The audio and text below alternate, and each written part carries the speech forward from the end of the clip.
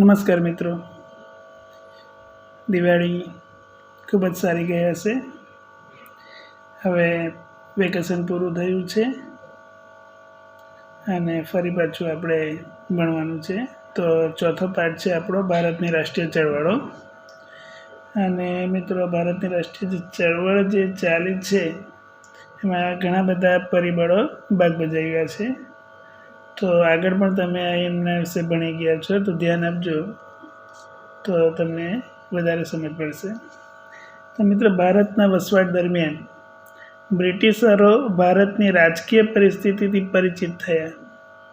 કે સૌપ્રથમ ભારતમાં જે બ્રિટિશરો આવ્યા હતા એ માત્ર વેપાર કરવા આવ્યા હતા. તમે આગળ ભણ્યા જ છો. પણ વેપારની સાથે સાથે જે ભારતની એ લોકો પરિસ્થિતિ જોઈ કે જેમાં ભારતના જે રાજાઓ હતા અંદર ઝઘડા કરતા હતા, અને આ પરિસ્થિતિમાંથી ફાયદો લઈને અંગ્રેજોએ ભારતમાં પોતાની સત્તા સ્થાપી હતી. તો ભારતના વસવાટ દરમિયાન બ્રિટિશરો ભારતની રાજકીય પરિસ્થિતિથી પરિચિત થયા. ભારતની રાજકીય ખટપટ અને આંતરિક નબળાઈનો લાભ ઉઠાવી અંદરના જે કંઈક ઝઘડા હતા એનો લાભ ઉઠાવી બ્રિટિશ ઈસ્ટ ઇન્ડિયા કંપનીએ 1757માં બ્રિટિશ ઈસ્ટ ઇન્ડિયા કંપની કે જેણે 1757 કે જેમાં પગપેસરો એટલે કે ભારતમાં આ લોકોએ સત્તા સ્થાપી. અને તમને ખબર છે 1757માં પ્લાસીના યુદ્ધ દ્વારા અંગ્રેજોને જે 24 પરગણાની જે કંઈક બંગાળની એમને મહેસૂલ ઉઘરાવવાની સત્તા પ્રાપ્ત થઈ હતી 1757માં.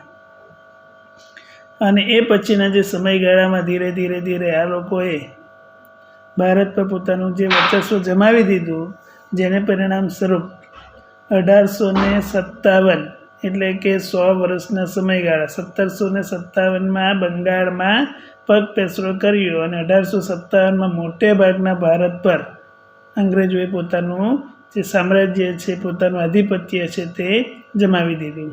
અંગ્રેજોએ પોતાનું આધિપત્ય જળવાઈ રહે તે માટે દેશમાં મજબૂત વહીવટી માળખાનો વિકાસ કર્યો. એટલે કે પોતાના લાભ માટે ધીરે ધીરે આ લોકોએ દેશનું જે કંઈક માળખું હતું વહીવટનું એમણે મજબૂત બનાવ્યું. અને અંગ્રેજોએ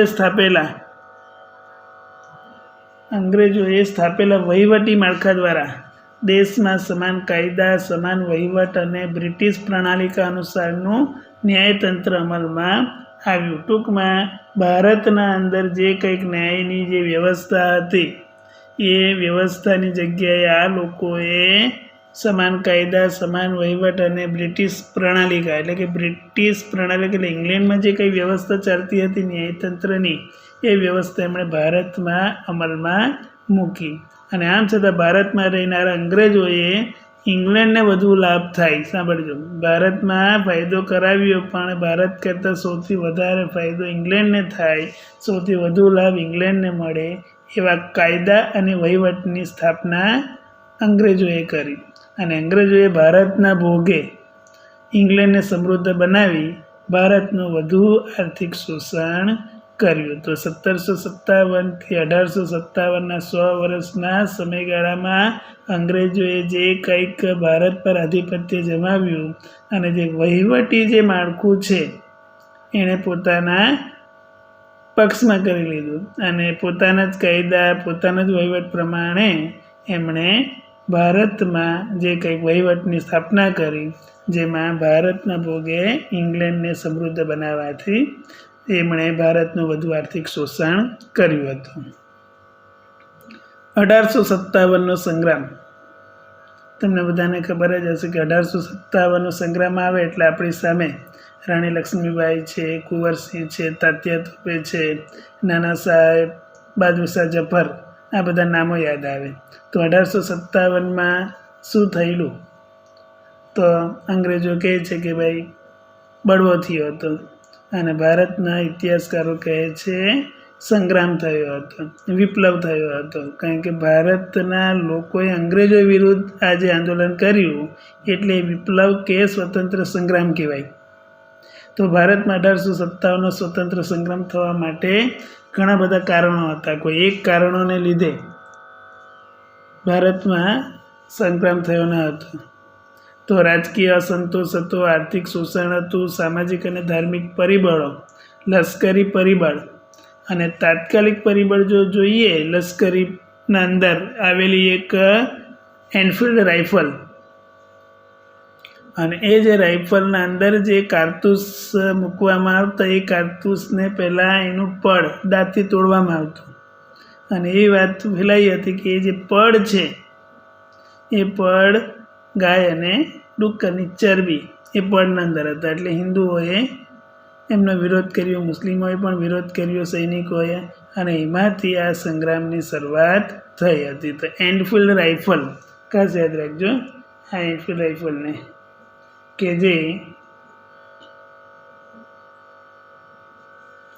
એનફિલ્ડ રાઇફલ કે જે લશ્કરમાં દાખલ કરવાની નીતિ જવાબદાર હતી. 1857ના વિપ્લવમાં ઘણા બધા પરિબળ એટલે કારણો જવાબદાર હતા. એમાં રાજકીય અસંતોષ પણ હતો, આર્થિક શોષણ, સામાજિક ધાર્મિક પરિબળ, લશ્કરી પરિબળ અને તાત્કાલિક કોઈ જો પરિબળ હોય, કારણ હોય તો એ હતી લશ્કરમાં દાખલ કરવામાં આવેલી એનફિલ્ડ રાઇફલ. સંગ્રામનો પ્રથમ શહીદ પરીક્ષામાં આવશે. 1857નો પ્રથમ શહીદ કોણ હતો? તો યાદ રાખવાનું, 1857નો સંગ્રામનો પ્રથમ શહીદ હતો મંગલ પાંડે. અને આ સંગ્રામમાં નાના સાહેબ, તાત્યા તોપે, રાજા કુંવરસિંહ, રાણી લક્ષ્મીબાઈ, બહાદુર શાહ જફર વગેરે સંગ્રામકારીઓ સામેલ થયા હતા. એટલે કે 1857ના વિપ્લવમાં કોણે કોણે ભાગ લીધો, આવો કોઈક પ્રશ્ન જો આવે તો તમારે શું યાદ રાખવાનું? નાના સાહેબ, તાત્યા તોપે, રાજા કુંવરસિંહ, રાણી લક્ષ્મીબાઈ, બહાદુર શાહ જફર વગેરેએ ભાગ લીધો હતો. ધ્યાન આપજો. 1857ના સંગ્રામના ઘણા બધા પરિણામો અને અસર ઊભી થઈ. વિપ્લવ થયો પણ એના પછી પણ એની ઘણી અસર ઊભી થઈ. કારણ કે અંગ્રેજોને પણ થયું કે ભાઈ આ રીતે વિપ્લવમાં લોકો અંગ્રેજ વિરુદ્ધ થશે તો અંગ્રેજોએ ભારતમાં શાસન કરવાનું મુશ્કેલ બનશે. અને એનાથી કેટલાક ભારતના લોકોને સુધારા પણ અંગ્રેજોએ આપ્યા હતા. તો ભારતમાં કંપની શાસનનો અંત, આ જે સંગ્રામના પરિણામ સ્વરૂપ કંપની શાસનનો અંત આવ્યો, જે 1757માં પગપેસરો કરીને ઈસ્ટ ઇન્ડિયા કંપનીએ જે ભારતમાં સત્તા સ્થાપી હતી, તો એ કંપનીનો અંત લાવીને બ્રિટિશ તાજના શાસનની શરૂઆત ભારતમાં થઈ. વહીવટી, લશ્કરી, સામાજિક અને ધાર્મિક જે કંઈક ક્ષેત્રમાં બદલાવ વગેરેનો સમાવેશ કરી શકાય. તો આજે કંઈક 1857નો સંગ્રામ નિષ્ફળ ગયો ભારતમાં, પણ એનાથી કેટલીક અસર એવી થઈ કે જેનાથી કંપની શાસન એટલે કે બ્રિટિશ ઈસ્ટ ઇન્ડિયા કંપનીનો અંત આવ્યો. અને રાણી વિક્ટોરિયા જે ઇંગ્લેન્ડમાં શાસન ચલાવતા હતા રાણી દ્વારા, તો એ રાણી વિક્ટોરિયાનું શાસન એટલે કે તાજની શરૂઆત ભારતમાં થઈ. અને લશ્કરી, સામાજિક, ધાર્મિક આવા ઘણા ક્ષેત્રોમાં બદલાવનો સમાવેશ કરી શકાય. 1857નો સંગ્રામ નિષ્ફળ જવા માટે કેટલાક કારણો જવાબદાર હતા. મિત્રો ધ્યાન આપજો, 1857ના સંગ્રામ નિષ્ફળ જવા માટે કયા કારણો જવાબદાર હતા, આવો નાનો પ્રશ્ન આવશે તો એમાં તમારે આ વસ્તુ લખવાની છે. તો 1857ના સંગ્રામ નિષ્ફળ જવા માટે કેટલાક કારણો જવાબદાર હતા. તો કયા કયા કારણો હતા એ જુઓ. તો એમાં પહેલું આવશે નિર્ધારિત સમય કરતાં વહેલી શરૂઆત, કેન્દ્રીય નીતિગીરીનો અભાવ એટલે કે ઉણપ, અપૂરતા અને પછાત શસ્ત્રો કે જે શસ્ત્રો આપણી પાસે જોઈએ એવા ન હતા, અને ખૂબ જ ઓછા હતા. અંગ્રેજોનો મુકાબલો કરી શકાય એવા શસ્ત્રો આપણી પાસે ન હતા. અને સંગ્રામકારીઓમાં રાષ્ટ્રીય ભાવના કરતાં અંગત સ્વાર્થને વધારે મહત્ત્વ આપવામાં આવતું હતું. જે રાષ્ટ્રીય ભાવનાથી એ લોકો ન ખેલેલા, પોતાના અંગત સ્વાર્થ માટે જ આ લોકો લડ્યા હતા. સાથે સાથે યોગ્ય અને સંગઠિત નેતૃત્વનો પણ અભાવ એમાં જોવા મળ્યો. અને આ બધા કારણોને લીધે જે 1857નો જે સંગ્રામ હતો એ નિષ્ફળ ગયો હતો. તો ફરી પાછું ધ્યાન આપજો. 1857ની નિષ્ફળતા માટે કેટલાક કારણોમાં જે કંઈક આંદોલનની શરૂઆત થવાની હતી એના કરતાં વહેલી શરૂઆત થઈ ગઈ. કેન્દ્રીય નેતાગીરી એટલે કે સમગ્ર દેશમાં જે એક નેતા કે જેના દ્વારા આંદોલન સમગ્ર દેશમાં થઈ શકે એ રીતની નેતાગીરી હતી ને. એટલે પોતપોતાની રીતે જ લોકો લડ્યા હતા. અપૂરતા ઓછા શસ્ત્રો અને રાષ્ટ્રીય ભાવના કરતાં અંગત સ્વાર્થ માટે એમ કે આ વિપ્લવ લોકો લડ્યા હતા. રાજાઓ, કોઈને ઝાંસી જોઈતું હતું, કોઈને અવધ જોઈતું હતું, એટલે પોતપોતાના સ્વાર્થ માટે આ લોકો લડ્યા કે જેને લીધે આપણો આ જે સંગ્રામ હતો એ નિષ્ફળ ગયો હતો, જે તમે આગળ ભણી પણ ગયા છો. સાંભળજો. બહિષ્કાર અને સ્વદેશી ચળવળ. તો ભારતની રાષ્ટ્રીય ચળવળમાં એક મહત્વનો બનાવ હતો બંગભંગ. અને બંગ એટલે બંગાળા.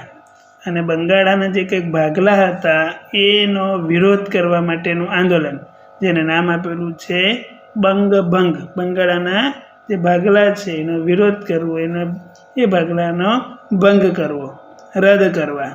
તો 1905માં એ તમને ખ્યાલ હશે કે લોર્ડ કર્ઝને 1905માં બંગાળાના ભાગલા પાડ્યા હતા. હિન્દુ મુસ્લિમ વસ્તીઓને એકબીજાથી અલગ કરીને આ લોકોને ઝઘડો કરાવીને પોતાનો સ્વાર્થ સાધવા માટે 1905માં બંગાળાના ભાગલા પાડ્યા હતા. પણ લોકોએ એનો શું કર્યો હતો?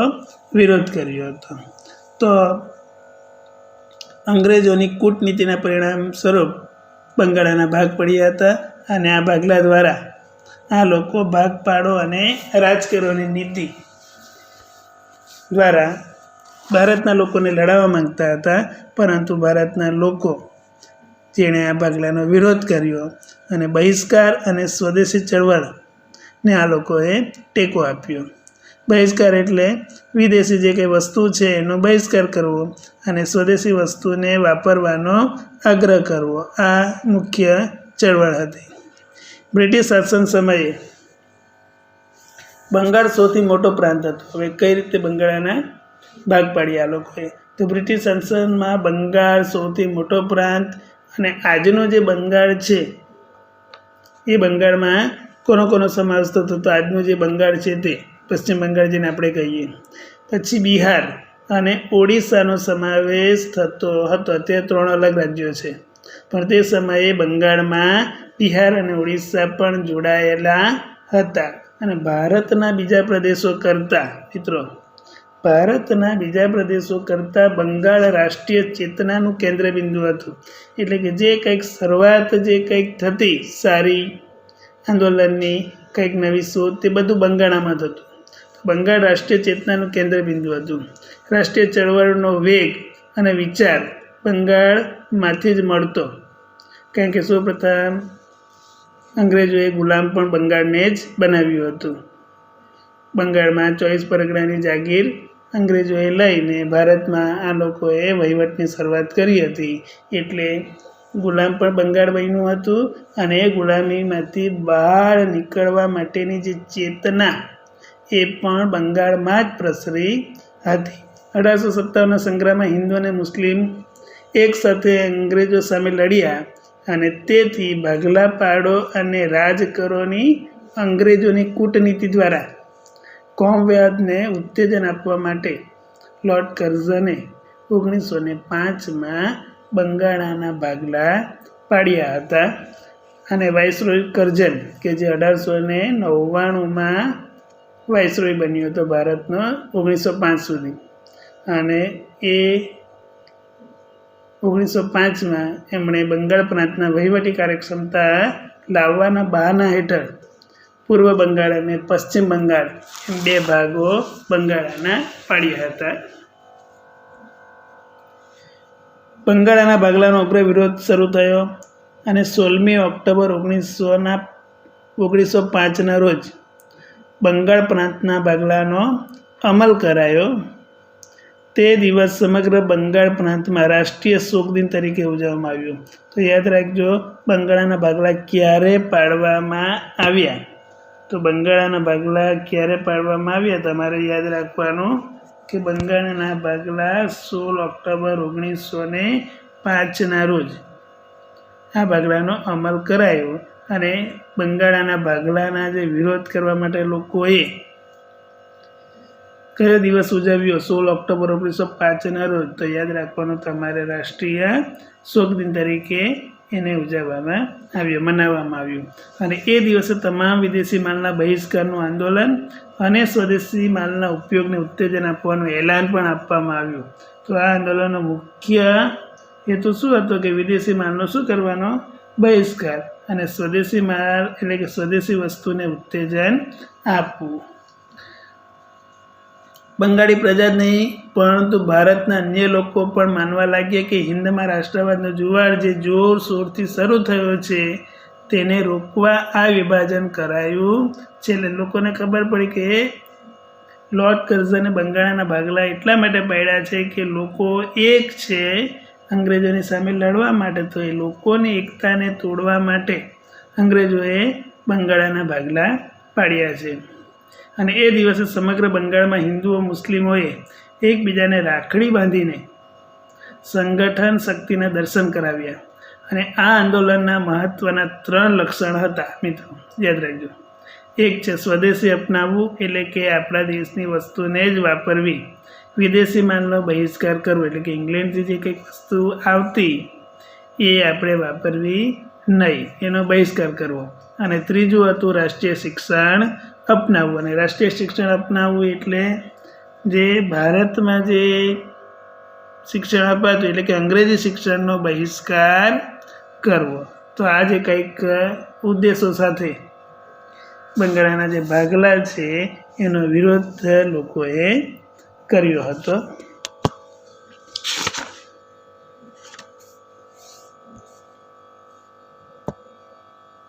મિત્રો ધ્યાન આપજો થોડીક જ વાર.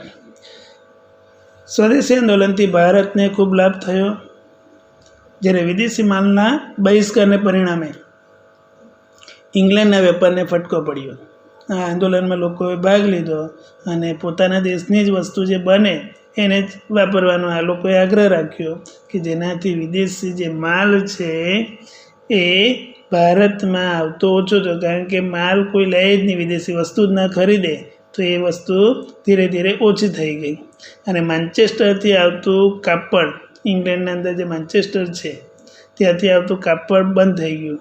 ઇંગ્લેન્ડથી આયાત થતા ખાંડ, ઇંગ્લેન્ડથી આયાત થવી એટલે કે ઇંગ્લેન્ડથી ભારતમાં વસ્તુ આવતી ખાંડ છે, બૂટ છે, સિગરેટ છે, તમાકુ છે, પણ ભારતના લોકોએ ભારતની વસ્તુ લેવાનો આગ્રહ રાખતા આ વસ્તુની આયાત પણ ઓછી થઈ ગઈ અને ભારતમાં બનેલા કાપડનું વેચાણ વધ્યું. સ્વદેશી જે વસ્તુ અપનાવીને લોકોએ જેનાથી ભારતના કાપડનું વેચાણ વધી ગયું અને સ્વદેશી માલ બનાવવાના કારખાના શરૂ થયા. બંગાળ ઉપરાંત હિંદના અન્ય પ્રદેશો,